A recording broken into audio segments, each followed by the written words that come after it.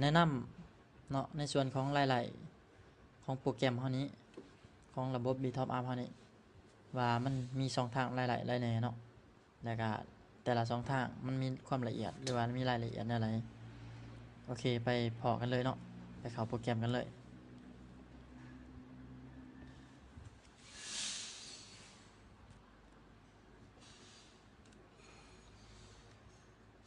นี่เนาะสำหรับทานที่เขามาในโปรแกรมเขามาใหม่เนาะมันจะเป็นหน้าต่างแนวนี้หน้าต่างน่ารักแนวนี้เดี๋ยวคือในส่วนนี้จะเป็นส่วนของรายๆเนาะเดี๋ยวเฮาไปเบิ่งในส่วนของรายๆกันเลยเนาะเขาที่บริการนี้แล้วเขามาที่2รายๆเนาะเขามาที่2รายๆทุกท่านจะสังเกตเห็นเนาะในโปรแกรมเฮานี้จะมีอยู่ใน4 2รายๆหลักๆเลยก็คือรายๆโบนัสการตลาดเนาะแล้วก็โบนัสบริหารเนาะโบนัสการเติมเงินแล้วก็โบนัส 0.3% นี่เนาะจะเป็นโบนัสดีคาซิตเนาะตามที่แผนการตลาดเฮาได้วางไว้หั่นแหละโอเคมาเบิ่งโบนัสการตลาดกันเลยเนาะ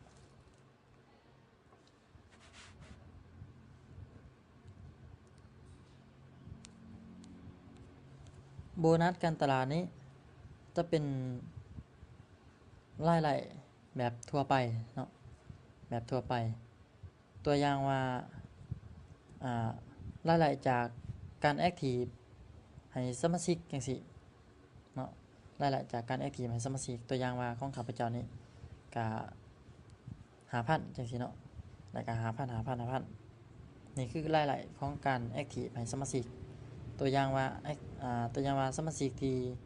เขาเป็นสมาชิกใหม่จังซี่เนาะเขาให้เฮาแอคทีฟให้จังซี่เฮาก็สามารถแอคทีฟให้เขาเนาะรายในส่วนนี้ก็เขาตามแต่ละแพ็กเกจที่เฮาซื้อเนาะนี่มันจะบอกรายละเอียดเลยคือนี่รายการนี่เนาะรายการแต่วันที่7เดือน4จังซี่2019จังซี่มันจะบอกละเอียดเลยแล้วก็โบนัสจากแพ็กเกจ500,000กีบนี่เนาะเฮาจะไล่ถึง50%เลย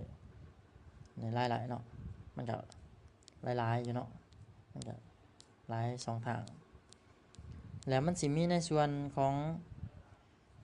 ตัวอย่างว่า50นี้แล้วก็สหานี้เงินในพวกนี้เป็นเงิน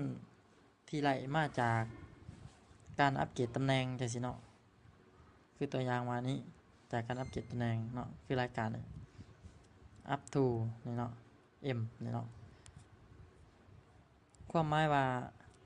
ตัว2รายตัวนี้แหละเนาะตัวอย่างว่าเฮาอัปเกรด50จังซี่เพิ่นก็มีรายกลับมาคืนให้เฮา5,000กีบเป็นมูลค่าโทเนาะในจุดนี้แล้วรายตัว50,000นี้จะไล่จากการอัปเกรดเป็นตำแหน่ง S เนาะ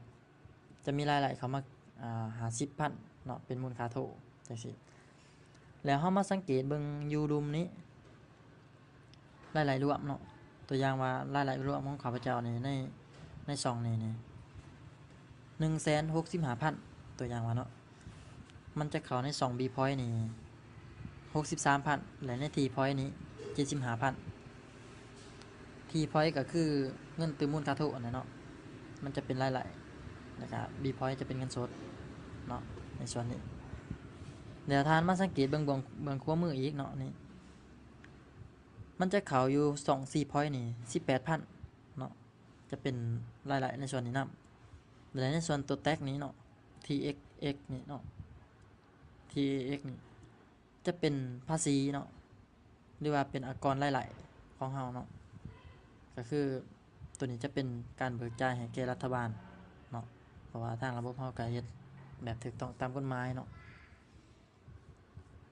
โอเคเนาะเราไปเบิ่งโบนัสใน2อื่นกันเลยคือตัวนี้ที่ว่าเกียเนาะแล้วมันสิมีในส่วนของโบนัสบริหารนี้เนาะโบนัสบริหารนี่คือในโบนัสบริหารนี่ตอนนี้ยังบ่ทันมีข้อมูลเนาะ โบนัสโบนัสบริหารแม่นหยังเนาะโบนัสบริหารนี้จะเป็นโบนัสที่ได้จากการจับคู่เนาะบอกง่ายๆเนาะก็คือในการจับคู่ตัวอย่างว่าเฮาอยู่ในตำแหน่ง S จังซี่แล้วเฮามีสมาชิก2คนเนาะหรือว่า4คนแล้ว2คนมันจะเท่ากับคู่หนึ่งจังซี่เนาะแต่ว่าในส่วนที่นี่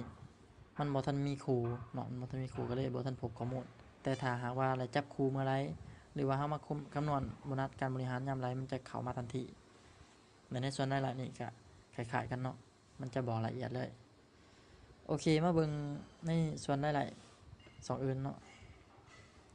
รายละโบนัส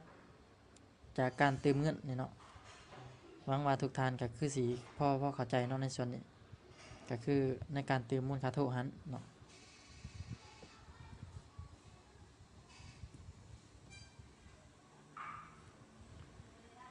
อินเทอร์เน็ตบ่อยากไว้ปานใดเนาะในถ้าไว้ก็เข้าปุ๊บปั๊บเลยนี่เนาะรายละจากการเติมเงินจากการเติมมูลค่าโทนี้มันจะตัวอย่างว่าเติมทุกครั้ง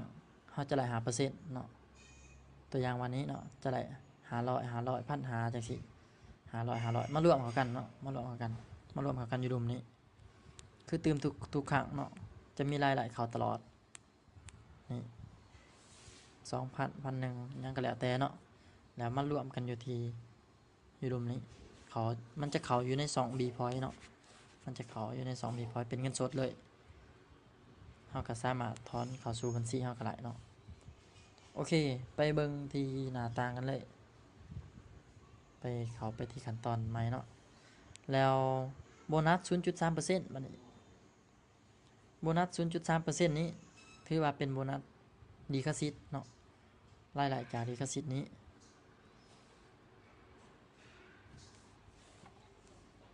นี่เนาะก็คือตัวนี้มันจะคำนวณเป็นเรือนเนาะเป็นเรือนเลยจะคำนวณให้เฮาแล้วก็อนุมัติให้เฮาตัวอย่างว่าเรือน2จังซี่เนาะแล้วก็เรือน4จังซี่ของทุกๆต้นเรือนเนาะจะเป็นรายละแบบทุกๆต้นเรือนเลยถือว่ารายละตัวนี้จะเป็นไล่มาจากการตืมมูลค่าโทของสมาชิกเนาะตืมมูลค่าโทของสมาชิกเฮาเนาะบ่ว่าจะสมาชิกอยู่ไสก็แล้วแต่ที่ไล่จากการต่อจากรหัสเฮาเนาะหรือบ่ก็รหัสสมาชิกเฮาจังซี่ซึ่งมันจะลงลึกถึง5สั้น50สั้นเนาะตามตำแหน่งธุรกิจเนาะนี่คือตัวอย่างว่า1,780,000จังซี่เนาะเหลือ 0.3% จะเท่ากับ5,340กีบจังซี่ก็ถือว่าเป็นรายได้แบบ passive income เนาะเพราะว่าเป็นหยังจังว่าซั่นคือทุกๆคนเขาก็เติมอยู่แล้วจังซี่เนาะเขาเติมอยู่แล้วแต่ว่ารายได้เฮาก็ไหลนำเขาเนาะตัวอย่างว่าเขาเติมอยู่ไสก็แล้วแต่เติมโทอยู่ไสก็แล้วแต่เนาะเฮาก็รายได้จากเขาเลยตัวนี้ถือว่าได้ทุกๆเดือนเลยเนาะจากที่ว่าเขาเติมมูลค่าโทแน่นอนแหละเนาะสำหรับการเติมมูลค่าโทนี้ไผๆก็เติมทุกๆเดือนอยู่แล้วเนาะอ่าส่วนหลายเขาก็จะเอาก็เติมทุกๆทิศอีกเนาะแต่ก็บ่หมายถึงว่าสิเติมทุกๆมื้อเนาะหรือว่าเติมทุกมื้อก็มีเนาะแต่ว่าตัวนี้ก็ถือว่าแล้วแต่เขาเจ้าแล้วเนาะถือว่าเขาเติมทุกๆครั้งแม่นเฮามีรายละในส่วนนี้นํเนาะนี่เนาะจะเป็นรายละเอียดเงินที่เติมร่วมเนาะตัวอย่างว่าเขาเติมนี่รวมถึง2,50,000 กีบจังซี่มันก็คำนวณให้เฮา 0.3% เท่ากับเป็นรายได้ของเฮาเนาะเดี๋ยวมันจะเพิ่มขึ้นเรื่อยๆเนาะเพิ่มขึ้นเรื่อยๆเพิ่มขึ้นเรื่อยๆเพิ่มขึ้นหลายที่สุดเท่าที่จะรายได้เนาะเพราะว่าทุกๆคนเขาเติมยามไรมันก็เข้าเป็นรายได้ของเฮาเนาะโอเคเนาะไปหน้าต่างกันเนาะมาหน้าใหม่กันเด้อก็ถือว่ารายได้ก็สิมีประมาณนี้เนาะแล้วตัวนี้จะเป็นการคำนวณโบนัสบริหารก็คือตัวเฮาได้แนะนำไปหันเนาะ ในการจับคู่จังซี่เนาะนี่สรุปโบนัสการจับคู่มันสิมี